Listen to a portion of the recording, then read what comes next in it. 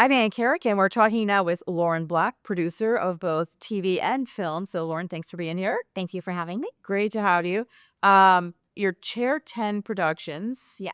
which I went to your website ahead of time, ski lives and buy Very ticket. So, as an avid skier and somebody who was a mountain ambassador at a resort in Vermont for years as a volunteer, so I gotta get that out of the way. What's at the chair? What's that chair productions, and why? What's the ski theme? Like, what's that? What's going on with that? So, my uncle lives in Telluride, Colorado, famous for its film festival. And I did skiing, and it's skiing, and I've been going there ever since I was a child, skiing, and I haven't been back in several years, but I was making it a point to go every year for a ski trip. And so when I met Jonathan, we went out for a ski trip. He ended up breaking his elbow snowboarding off of one of their lists, Chair 10. But I told him that it was my dream to be proposed to on Main Street in the middle, while it was snowing. Oh, okay. Except he couldn't wait until winter, so he proposed to me on the middle of Main Street in Telluride, but in August. So he got everything right with the snow. And so when it came time, we actually started the production company when we were in California. And so that was just something that was very meaningful to us. The Chair 10 ski theme. Yeah. And then we already had everything branded. So when we moved our company to Connecticut, so obviously Chair 10, not exactly the most Connecticut. There is skiing in Connecticut, though, so yes, but it's very meaningful to us. Yeah. But I think that's great. You have a name that transports to anywhere. Yes. Do you know what I'm saying? It's not specific to one place. Yeah. I mean, it is, but not for where it was created, kind of thing. So, all right. That was the story. And so we leaned heavily into it with the theming of the website. But yeah, Jonathan designed the logo, and it's very cool. So it's got the mountain in Telluride. If you look at it, it's called Wilson Peak. It's a very famous mountain. It's used in, I think Coors Light modeled their mountains after it. Oh, okay. But so you have the outline of the mountain, and then the ski lift, and then the sea in Chair 10 is the ski lift. So yeah. So just very meaningful to us. Yeah. No, I loved it. As a skier, I thought it was great. So enough background, though. We'll move on to what you actually do. So it looks like you do all sorts of different projects. And I know in speaking to you ahead of time and looking at the website that you started in network television. Now you're doing feature films. You've done all these other things in between. If I just look at Chair 10, my first thought is, I don't know what they specialize in. Or is that true that you do a whole bunch of different things? Or have you kind of migrated to something and that's what you do now? Well, I think there's two different things here. One is what I do personally, and then one Chair 10 does. Oh, right. My career started in radio news, actually, in college, and then I moved into television news, local television news here in Connecticut at what was then NBC 30. Now I guess it's just NBC Connecticut. As a producer still? No, I was an production assistant, running cameras and teleprompter and Chiron. That was my job. My very first job in, TV. The TV world, yeah. So, and then I went from there. I moved to Los Angeles, got a job in reality TV, actually as the receptionist at the production company that made The Amazing Race. And then a job opened up a couple months later, and I moved up into that. So I've been a lot in the unscripted world and kind of all over the place. So I've done production, I've done casting, I've done development, I have done some post-production, actually with some companies here in Connecticut, Lucky 8 and Anomaly, which do a lot of Discovery, Shark Week type shows. So I've worked on several Shark Week shows in post with these Connecticut companies recently. But then also I've done some feature films as part of Chair 10 Productions, which Chair 10 does have a specific mission, which is we provide production services to films. So we are trying to actively recruit clients to come to Connecticut. And so we're talking about producers, production companies, networks, studios. We're trying to pitch them Connecticut as a great place to film, to bring them here. And then our job is to service the production in terms of crew, locations, like travel, hotel accommodations, that kind of stuff. To make people their choice of Connecticut. Yes, and also to support the production. Sure. So, we want people to take advantage of the tax credit. That's something that we facilitate. And then we have really great relationships with the local towns. I mean, we had Mayor Pete Bass receiving an award downstairs a little bit earlier.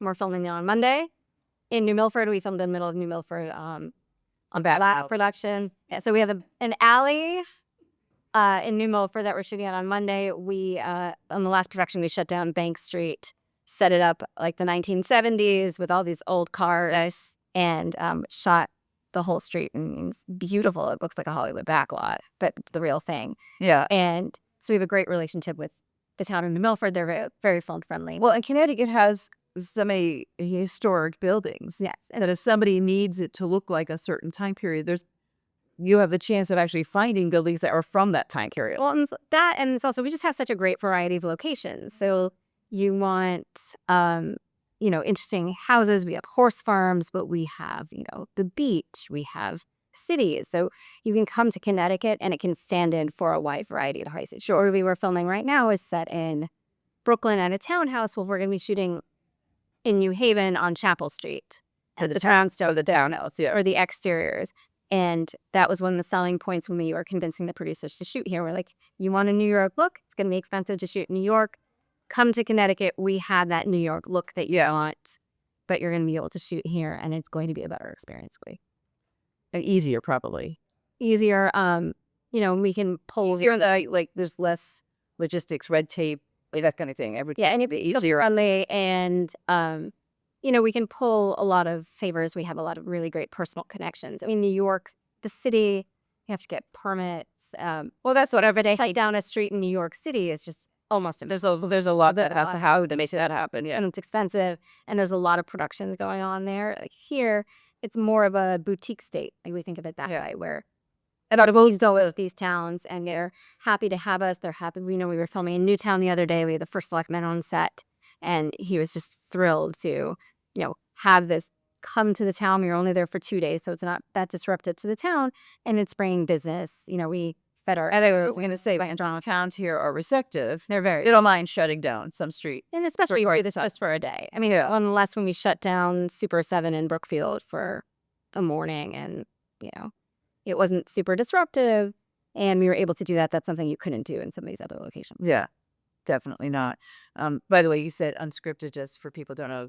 Same as reality TV, as far as that's what they think. Yeah, unscripted TV is reality TV. We call it unscripted. Yeah, we'll right by that. I just thought, in case somebody's like, "What's unscripted mean? What is that? What is?" Yes, because most of it, when you say reality, a lot of it is staged, and I think a lot of people know that. So, a lot of unscripted is more like you don't have lines that people are reading, but you're putting them into situations that might not be close naturally. Yeah, I mean, a lot of that stuff is formatted as well, so it's less reality. And there are also to elicit some kind of response, or it really encompasses, like, there's competition shows, and which I've done, or like format shows, and then the actual docu-follow shows. So yeah, unscripted kind of encompasses all of that. So now you also have your own project that you're working on, right? The Monster. Yes. Well, no. So that. Oh yeah. Or is that the one that you're? That is Production Circuses. Oh, that one's the Monster. That we're shooting right now with the team from the Saw movie. All right.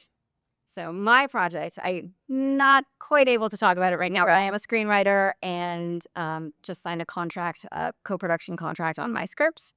So we have a strategy call on Tuesday, and hopefully it'll be hitting press soon. So then we'll know what it is. Okay.